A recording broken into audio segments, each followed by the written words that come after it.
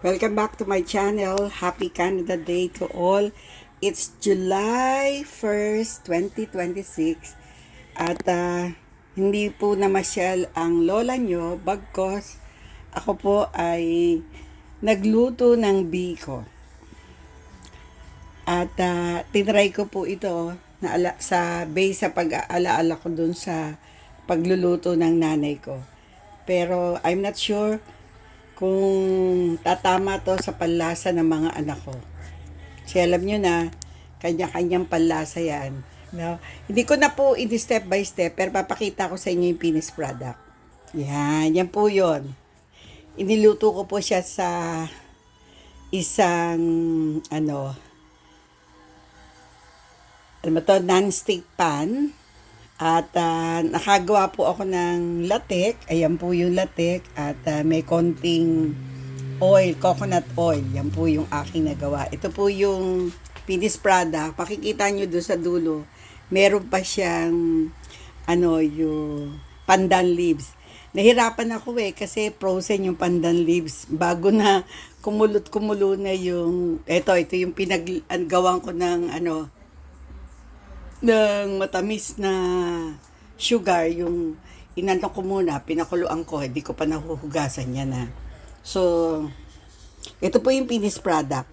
Ang color po niya ay brown instead na green. Although yung ginamit ko ay tawag dito, makabili po ako ng rice flakes na kulay green.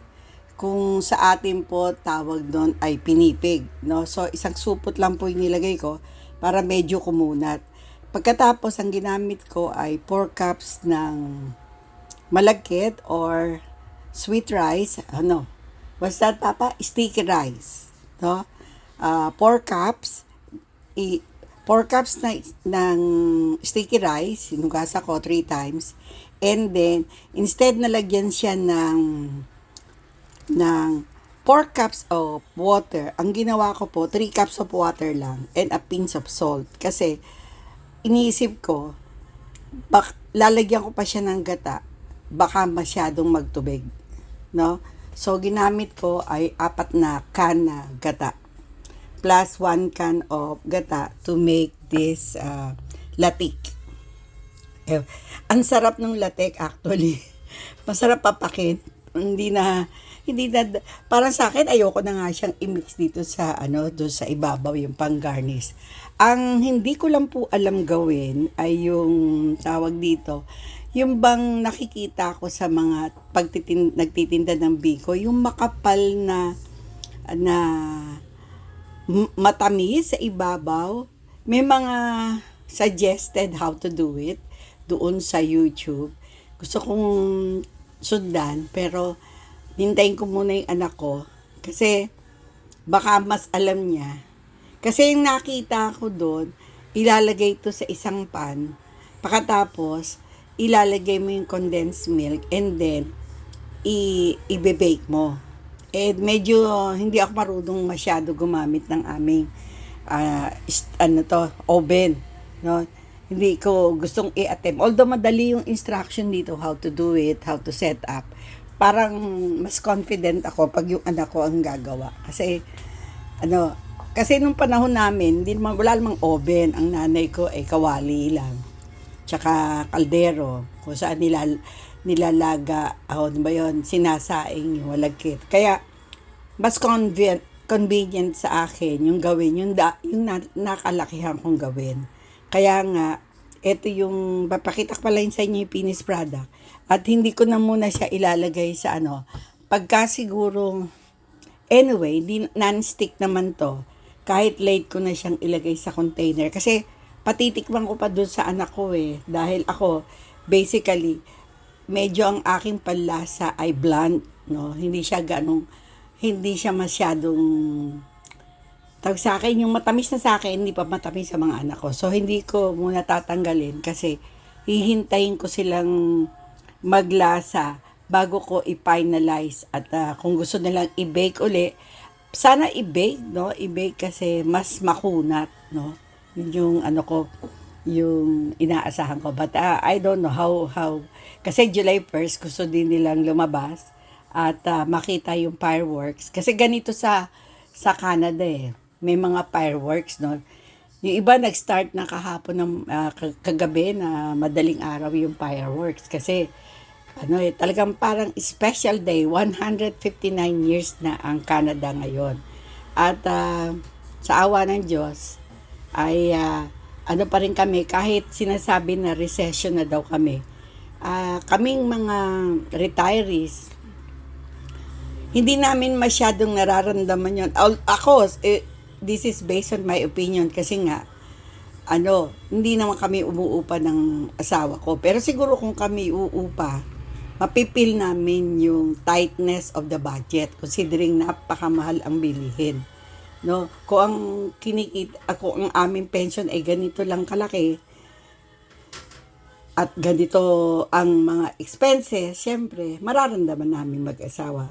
We are just blessed kasi yung anak namin, sinunod yung aming advice na ang dapat yung i-invest ay bahay. Kasi ang bahay, tumataas, no? Hindi siya bumababa. Ngayon, kahit recession, sabi lang mababa na yung buyer's years, still, pa rin, if you don't have the means para mag-deposit o mag-add ng yun sa mga closing costs, lahat ganyan, mahirapan ka. It so happen kami, nagawa na ng anak ko yon, and then, medyo constant na yung pagbabayad. No? Para kang, hindi mo naman maiiwasan kahit nasaan ka, meron ka talagang it's either mortgage or rental. Ganun ang laban dito sa mundong ito. Tama nga yan, no? So, Biko pa lang pinag-uusapan natin, pero ang dami ko na naikwento sa inyo. In short, yung life natin parang Biko yan eh. Hinahalo hanggang sa mag-stick ka. No? Ibig sabihin, despite challenges in life, kailangan ang mga pamilya ay nagkakatulungan at nagsasama-sama sa hirap at ginhawa. Siguro kaya ako, kasi nanood ako kagabi sa TikTok, nakita ko nagluluto ng biko. Wala pang 15 minutes natapos na eh. Parang mabilis yung proseso doon. Pero in reality, parang inabot ako ng 1 oras sa paggawa na itong biko na to. Tapos may assistance pa ako kay Habi na siyang walang sawang naghalo, no? Medyo sticky na to. Yan, medyo, nakikita nyo, kahit itilt ko, hindi na matatanggal. Sabi ng husband ko, ilagay ko na daw sa foil para kung ibe-bake, ready na. Sabi ko, they have to do it kasi medyo nangawit na yung kamay ko eh. So, ito yung aking, munting handa para sa Canada Day. Kasi, sabi ng anak ko, bibili na lang daw siya ng lasagna para i-bake. And then, hindi na ako mahirapan. Ako, hindi naman nila ako inutusan gumawa ng biko. Feel ko lang kasi nga, sa akin, special lang Canada Day kasi I feel kaming pamilya ay part na ng Canada in our almost 21 years in here. Parang maliban sa bansang Pilipinas, itinuring na rin namin ito ang aming bahay at ito ang aming bansa. No? So, maraming salamat at nakaabot kami ng 159 years na nandito sa Canada. Nakakatayo, nakakalakad, may choice, may option, hindi pa masyadong nakakalimot at nakakalasa pa kami kasi mahirap daw yung hindi ka na makakalasa at hindi ka na nakakarinig. Medyo malabo lang ang mata but we're still blessed. We appreciate yung ganda ng buhay dito sa Canada. So, Happy Canada Day to all. And then, nakarinig yun na yung apo ko, tunatawagan na ako. Okay, bye for now. I'll look us again from Langley, BC. Happy Canada Day.